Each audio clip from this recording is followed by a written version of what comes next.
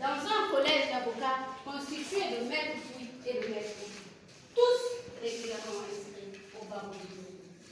C'est un grand honneur pour nous que de plaider devant la Cour commune de justice et d'arbitrage. Elle qui est garante d'une justice transparente, d'une justice équitable, d'une justice impartiale. Que sur la question de la compétence, l'article 14, alinéa 3 du traité de Douala dispose que la Cour connaît de toutes les décisions rendues par les cours d'appel entrant dans son champ d'application. Et puisque le Wakanda fait désormais partie des États membres de Douala, plaise à la Cour de se déclarer compétente. Sur la question de la recevabilité, l'article 28 du règlement de la CCGA impose la saisine de la Cour dans un délai de 2 mois. Et au vu du respect de ce délai, veuillez déclarer ce pouvoir recevable. Nous sommes mandatés en vertu de l'article 23 du règlement de la CCGA qui impose obligatoirement un ministère d'avocats devant la Cour. Veuillez par conséquent, Monsieur le Président, Monsieur le Président, recevoir notre mandat et nos attestations d'inscription.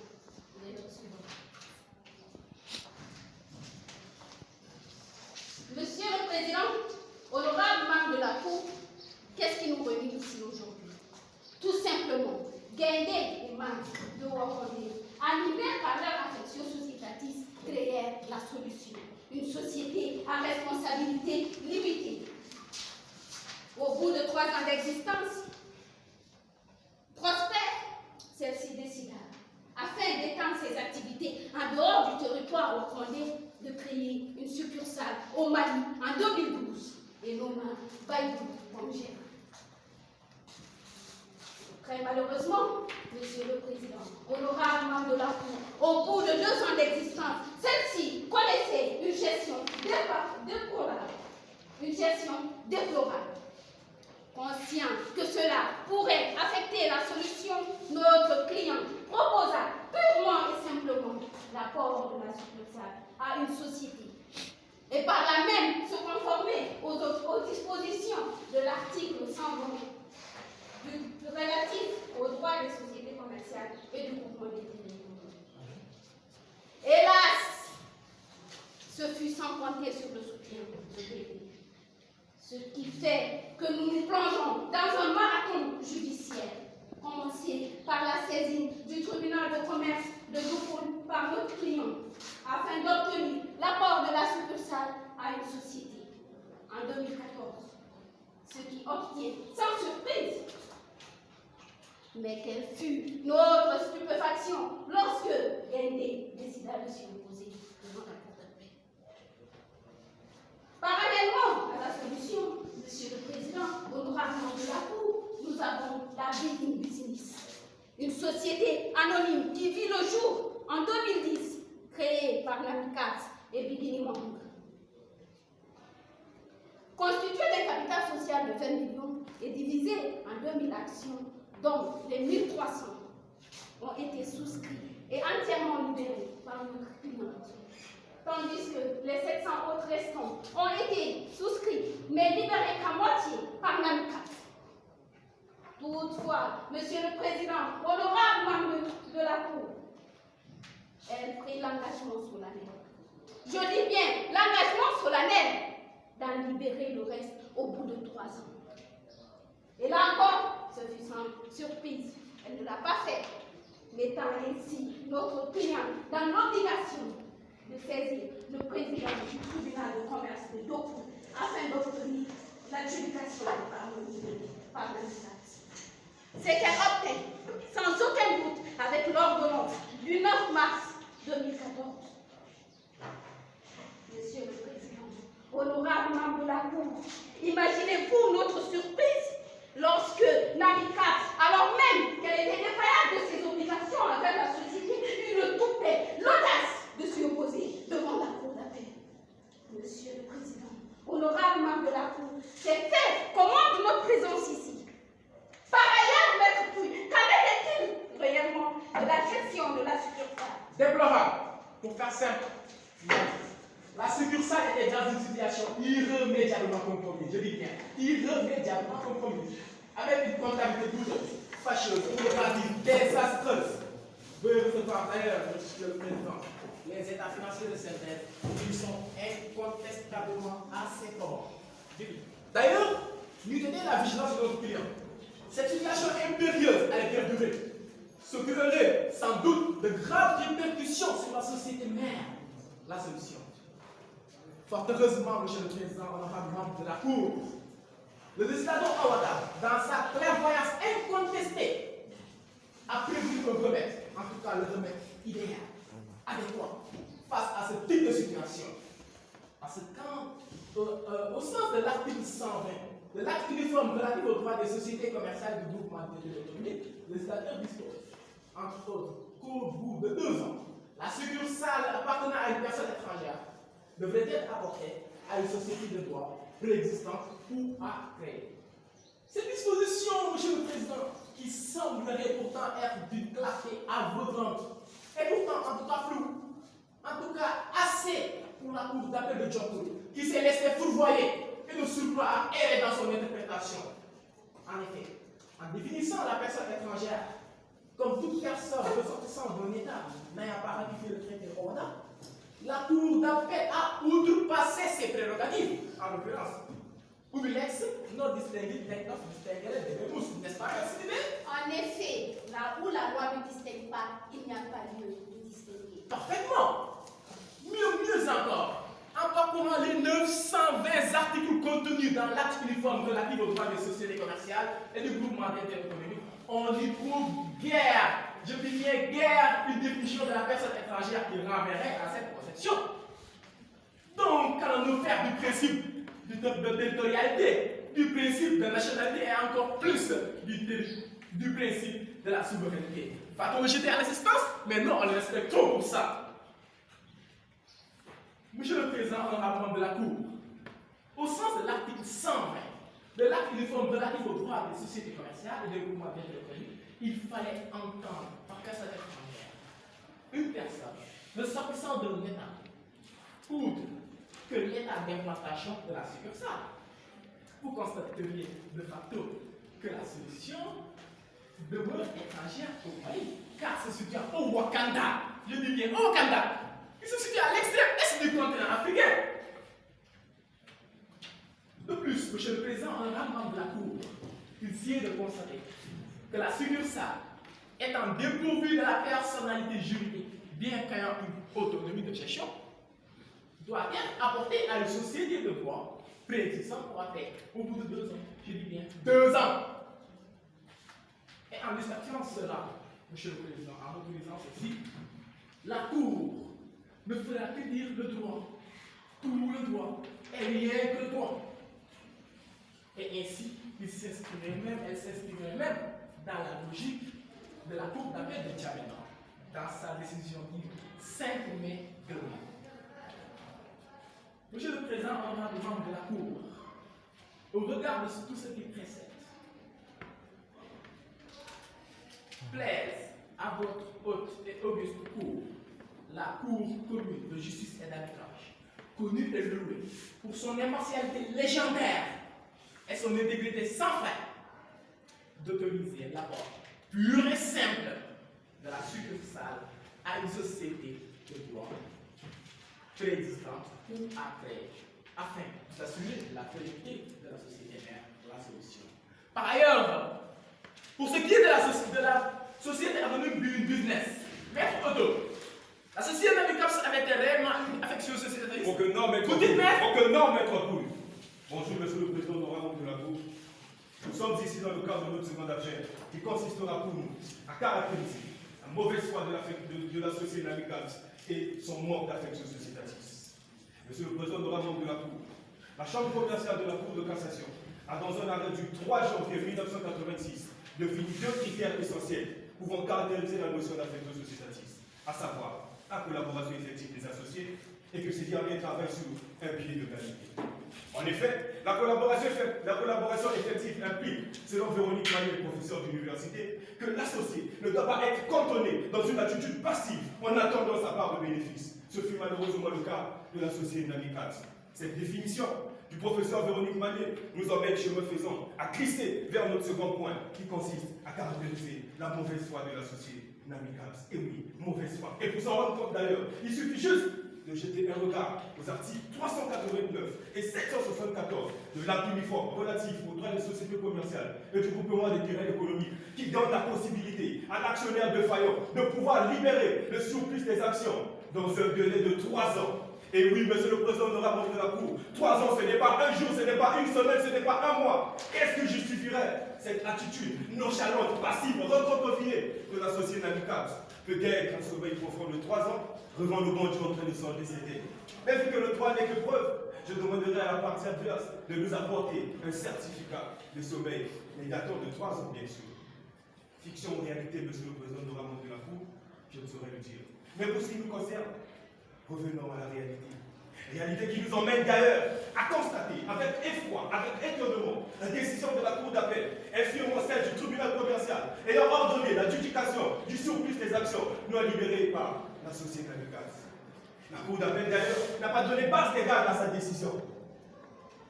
Léonard Roosevelt disait en son époque que les grands esprits discutent des idées, les esprits moyens discutent des événements, et les esprits faibles discutent des gens. Mais nous sommes des juristes, nous discutons des idées, et nos idées, nous les puisons dans la loi, et en l'occurrence, les actes uniformes. La loi n'interdit nullement qu'il soit procédé à l'adjudication des actions non libérées. Seulement, la loi, l'acte uniforme, renferme cette procédure de vente à l'accomplissement préalable de certaines formalités. L'article 775, alinéa 1 de l'acte uniforme relatif aux droits des sociétés commerciales. Formalité, car d'ailleurs bien accompli notre client. Donc voici les preuves.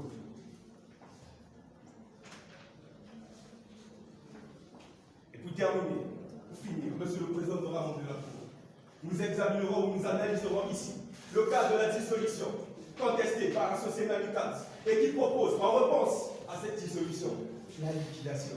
La liquidation.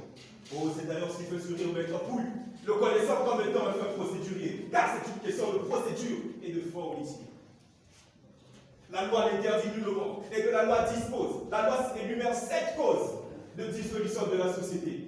Et le 5e décret de l'article 200 de l'acte uniforme relatif aux droits de société commerciale donne la possibilité à un associé dirigeant de pouvoir dissoudre la société pour juste motif.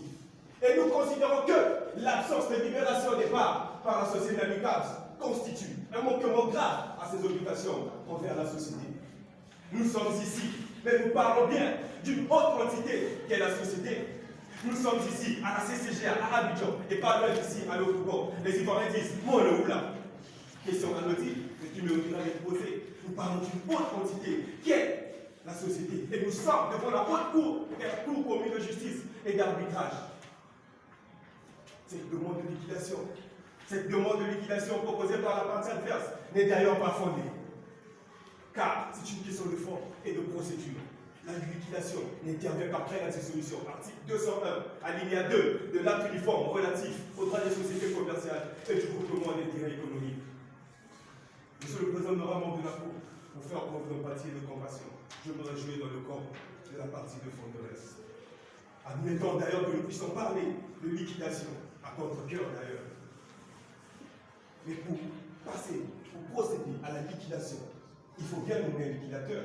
Et là, j'aurais le regret de vous annoncer la veille mortuaire de la partie de Fonderesse. Car l'article 206, alinéa son 4e degré, les condamnerait à la pendaison. Et selon les termes de cet article, le liquidateur est nommé dans les conditions de quorum et de majorité requis pour les assemblées générales extraordinaires. La société Nami Cabs n'a que 17,5% des actions de la société et ma cliente, elle en a 65%. Et si elle décide de s'opposer à cette procédure de nomination du liquidateur, nous nous retrouverons dans une situation où les uns évoqueront l'appui de majorité et d'autres l'appui de minorité. Une situation sans fin. C'est d'ailleurs la raison pour laquelle nous proposons à juste titre la meilleure solution, la bonne et la parfaite même, qu'est la dissolution de la société. Et la demande de liquidation par la société Nami Cabs ne vise autre chose que profiter du beau niveau de liquidation qui pourra en découler. D'ailleurs, je parlais plus haut du manque d'affection sociétatiste. Du manque d'affection sociétatiste. Et ne vise autre chose que le bon niveau de liquidation.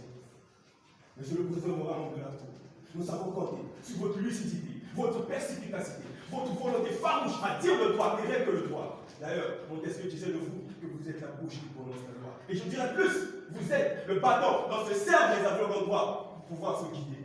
Au regard de ce qui précède, que plaise à la Cour de retenir à l'égard de la société namicale sa mauvaise foi caractérisée et que la Cour casse purement et simplement la décision de la Cour d'appel. Et enfin, que la Cour ordonne logiquement et naturellement la dissolution de la business jamais dernière. La Cour vous remercie, maître.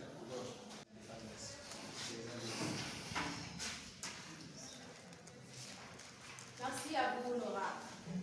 Mais avant même d'en venir à tout débat au fond, permettez-moi de rappeler un principe directeur du procès civil que la partie défenderesse semble avoir oublié et qui veut que toutes les pièces justificatives soient apportées, soient versées au greffier avant tout débat au fond et communiquées à la partie défenderesse. Honorable, veuillez déclarer ces pièces, ces soi-disant pièces, inventées de toutes pièces, irrecevables.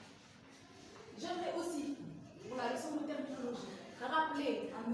Pouy qu'on ne parle pas ici de société mère, puisqu'il s'agit de société et de succursale. On parle de société mère quand il s'agit de filiale et de succursale.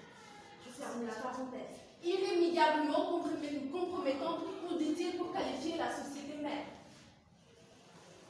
En l'espèce, on parle d'inefficacité de gestion honorable, d'inefficacité de gestion et non de mauvaise gestion. Et même en admettant qu'il s'agisse de mauvaise gestion, la mauvaise gestion n'est point une cause d'abord de la succursale. Il suffirait tout simplement de changer de gérant et le tour est fait.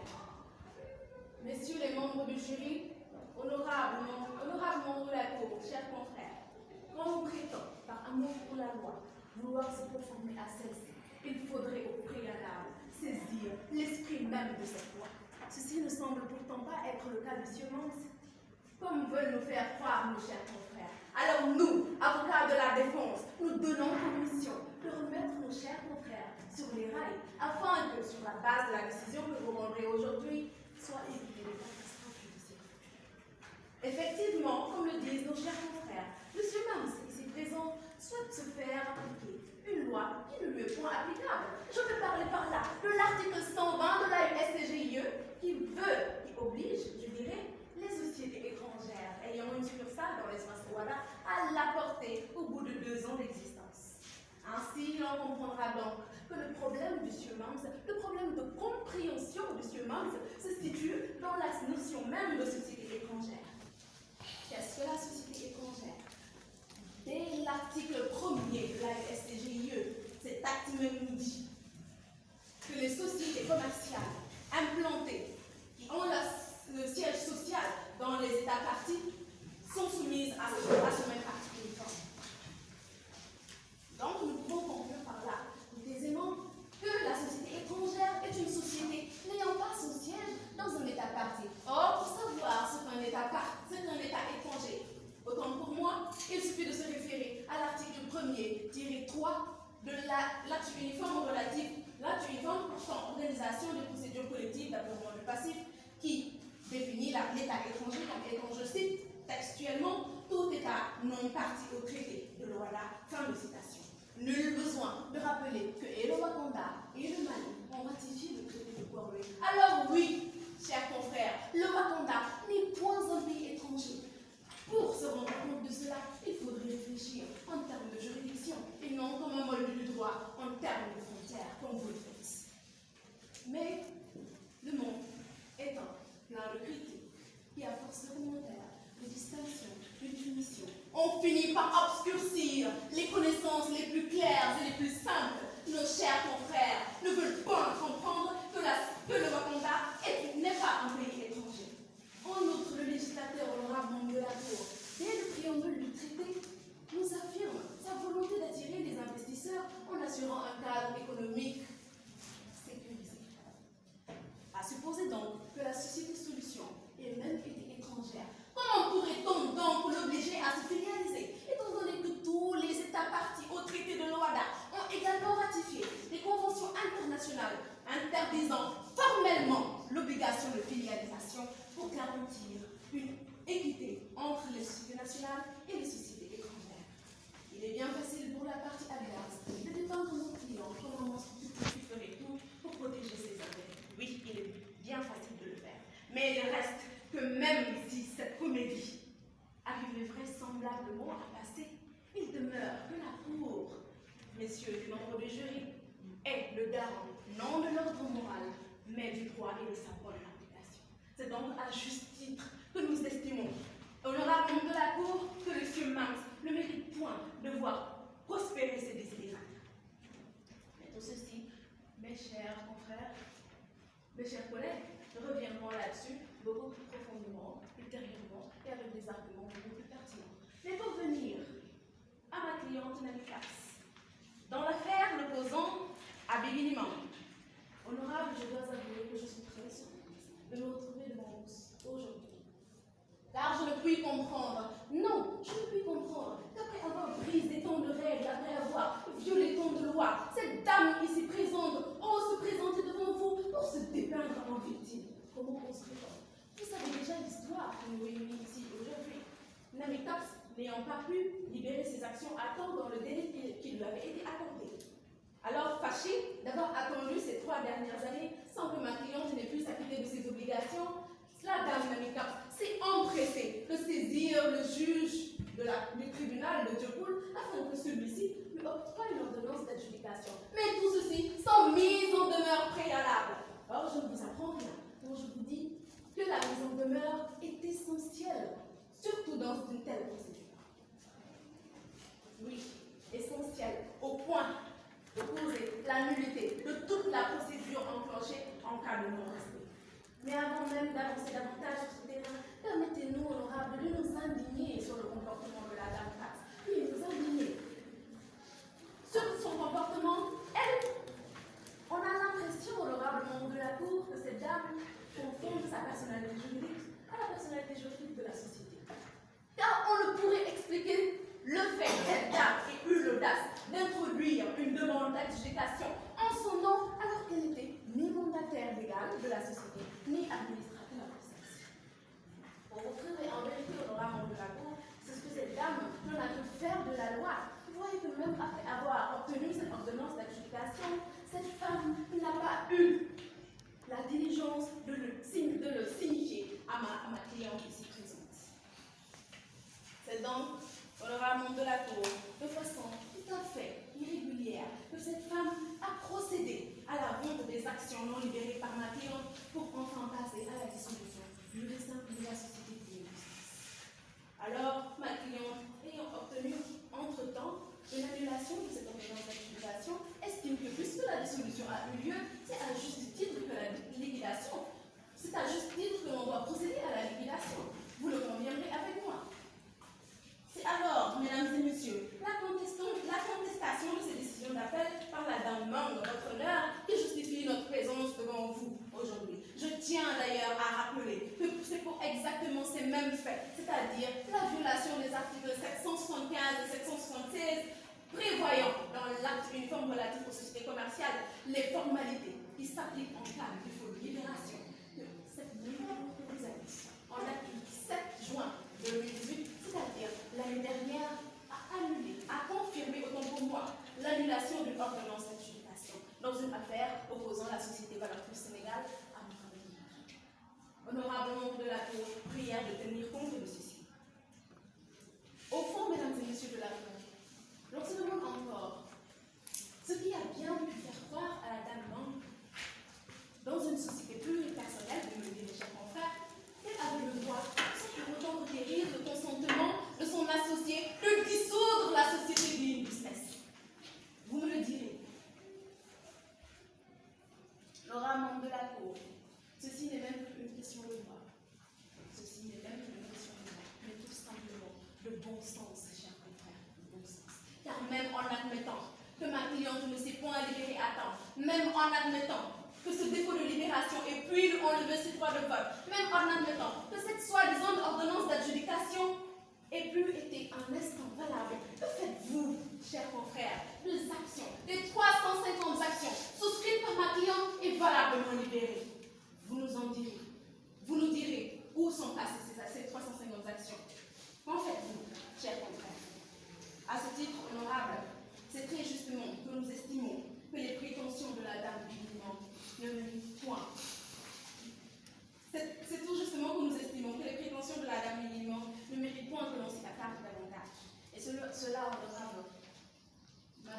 soeur qui reviendra davantage. Qu'en est-il de Gaëlle, Madame Maître Yash? Monsieur le Président, Monsieur le membre du jour, l'affaire de mon client Gaël n'aurait même pas dû arriver jusque-là. Pour la question de savoir, doit-on apporter la succursale de la société Solution ou non? Mais bien sûr que non, honorable pour. Car même si l'OADA ne s'est pas prononcé sur la notion de personne étrangère, comme l'a dit ma consoeur, l'article 1er-3.5 de l'acte uniforme portant organisation des procédures collectives de traitement du facile a défini ce qu'on appelle par état étranger. Et donc, honorable pour, si la société Solution, qui est établie au Canada, l'un des États parties de l'OADA, elle ne peut être considérée comme étrangère, honorable pour. Mais donc, pour faire plaisir à mes confrères, supposons qu'elle soit étrangère. Mais non, chers confrères, ce ne sont pas toutes les sociétés qui sont soumises à l'article 120. Oui, car l'alinéa 2 de ce même article dit, je cite, sous réserve des dispositions applicables aux sociétés soumises à un régime particulier. La dispense est accordée pour une durée de 2 ans, non renouvelable, honorable.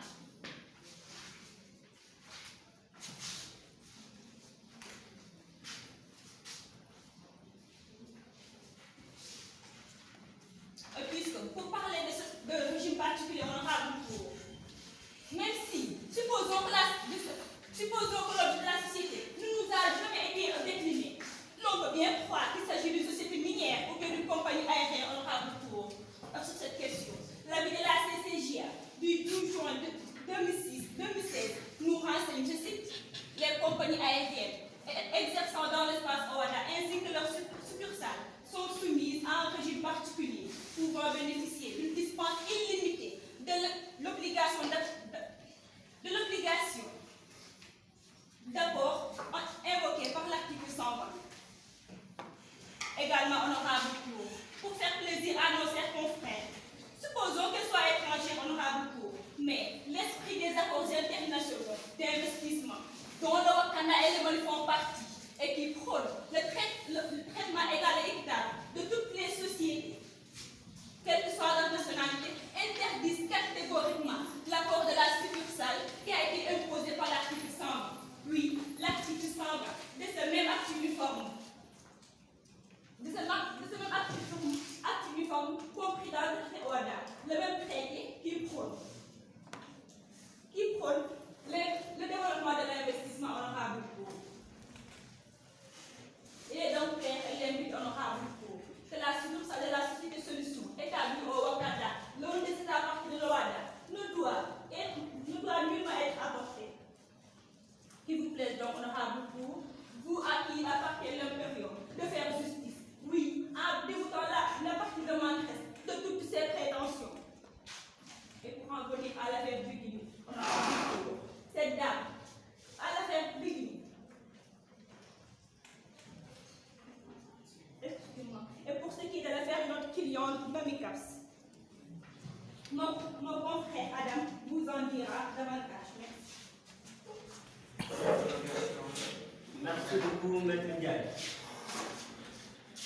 La mythologie grecque, le mythe des Narcisses nous raconte l'histoire d'un jeune adolescent qui, amoureux de lui-même et épris de sa propre finance, contempla avec tant de fascination son préfet dans l'eau d'une fontaine qu'il finit par s'y noyer. Monsieur le Président, permettez-moi de tronquer cette histoire. Nous avons à côté de nous des confrères qui ne sont pas amoureux d'eux-mêmes, encore moins épris de leur propre image, se permettent de contempler avec aisance tant de négligence l'air de pertinence, jusqu'à ce qu'ils finissent par s'y noyer. Sauf que leur noyade n'est pas dans l'eau d'une fontaine, leur noyade est en plein dans du sang. Monsieur le membre de la Cour, comment est-ce possible qu'il puisse avoir en espèce une transmission universelle du patrimoine alors que la société demeure toujours plus personnelle, alors que ma cliente détient toujours une part des actions souscrites au sein de cette entreprise?